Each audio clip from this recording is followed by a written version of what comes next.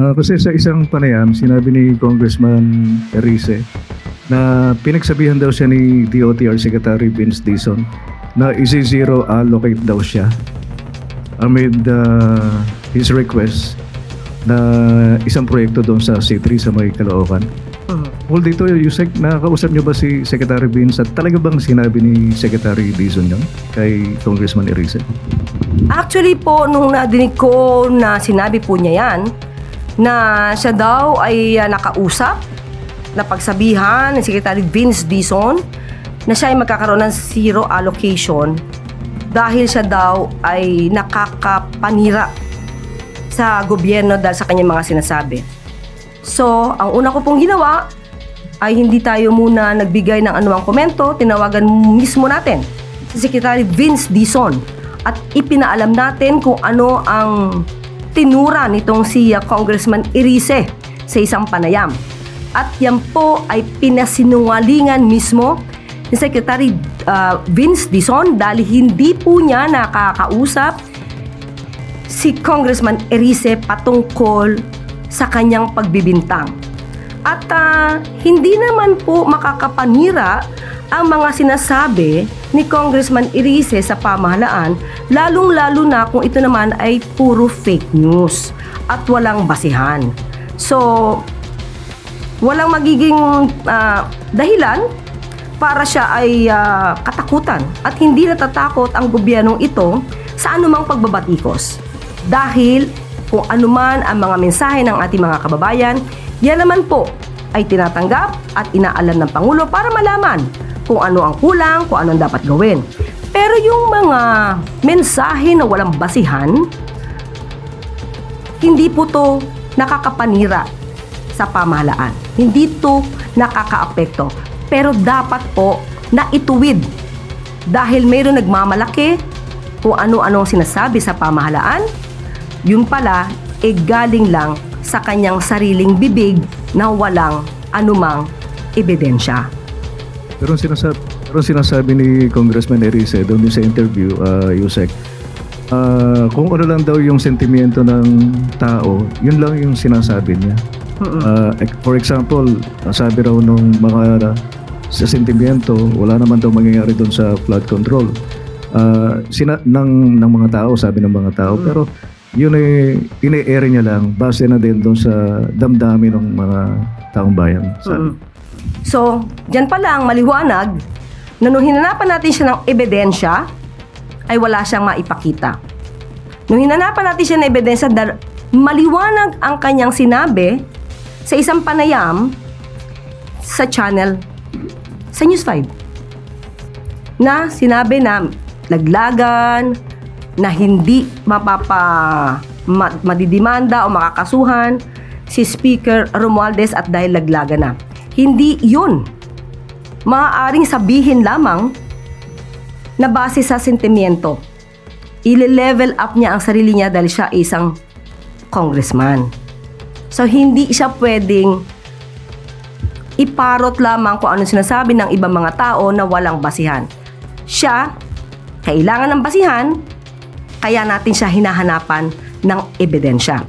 So, nung sinagot natin siya dito, hinanapan natin siya ng ebidensya at kung may ebidensya siya, mauna na siyang magsampa ng kaso. Tayo po ay bumabase mismo kung ano ang ating dala-dalang ebidensya, kung ano ang meron tayo at hindi po tayo dito pamema lang.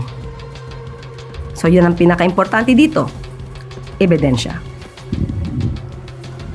Follow-up question po si Ivan Mayrin.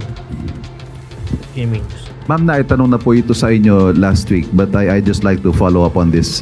Nakausap niyo na po ba ang Pangulo tungkol sa nabanggit na leadership funds and what did he have to say about it? Yes, nakausap po natin. Sinabi niya po na wala talagang itong pinag-usapan dahil nung pag nag-uusap sila at nagre-report si Secretary Manny Bonoan, hinahanapan niya ng proyekto at dapat ang proyekto ay base sa pangangailangan ng lugar, ng bayan. Ang pondo binibigay sa proyekto, hindi sa tao. Kaya siguro nabanggit niya na equitable distribution ang nais ng Pangulo dahil yun ang utos ng Pangulo. Pero when it comes to leadership fund, never po ito nabanggit sa Pangulo at ito din po ay dininay ng economic team. So kung meron man silang pag-uusap among themselves dito sa DPWH, hindi po ito kailanman naging programa ng Pangulo. At hindi po nakalagay ang leadership fund sa GAA. Yan din po ay tinanong natin mismo sa DBM. Wala pong leadership fund dito sa GAA. But as it appears in former Secretary Bonoan's affidavit, ang leadership funds daw po, or at least internally that's what they call it, came about upon the President's instructions na tugunan yung kabawasan sa mga priority projects dahil nga nagsisingit ang mga legislators.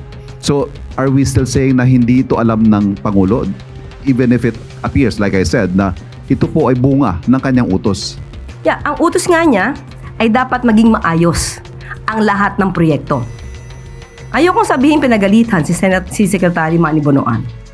Pero nung huli kami nag-usap na Pangulo, sa mukha niya, yun ang gusto niyang sabihin kay Secretary Manny Bonoan, ayusin mo ang trabaho. Panghuli po, this question needs to be asked. Pag meron hong ginawa ang mga underlings mo, ang mga tao sa ilalim mo na hindi mo alam, ang tawag po kasi ng ordinaryong tao doon nalusutan.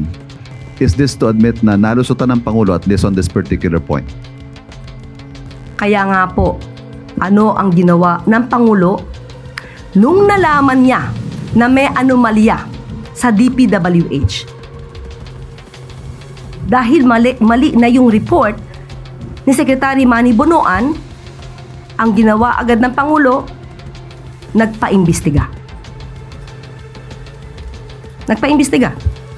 Wala naman magagawa ang Pangulo kung hindi paimbestigahan yan, dahil kung meron kayong ginawang anomalya dyan, dapat managot ang lahat ng dapat na managot. Hindi po ito pinabayaan ng Pangulo.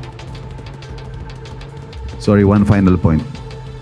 Does the President believe that former Secretary Bonoan should be or deserves to be a state witness? Hindi po napag-uusapan po yan.